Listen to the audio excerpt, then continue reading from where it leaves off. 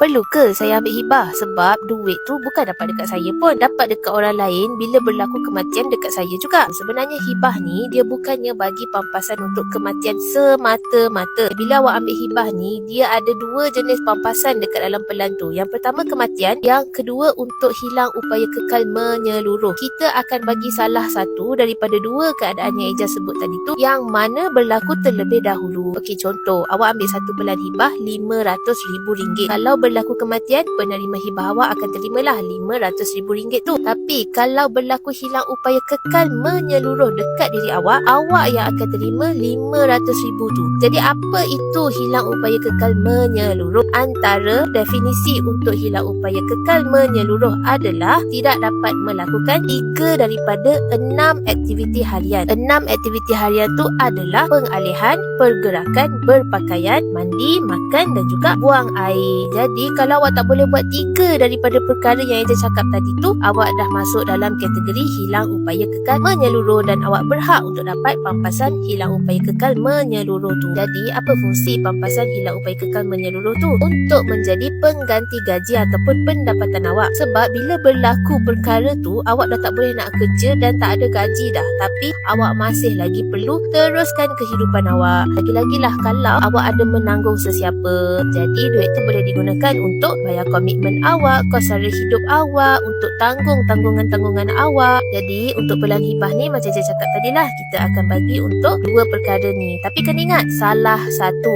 Maksudnya kalau awak ditimpa hilang upaya kekal menyeluruh, penerima hibah awak tak akan terima dah duit tu bila berlakunya kematian dekat diri awak. Semoga bermanfaat. Nak takaful, cari Eja. Assalamualaikum. Bye-bye.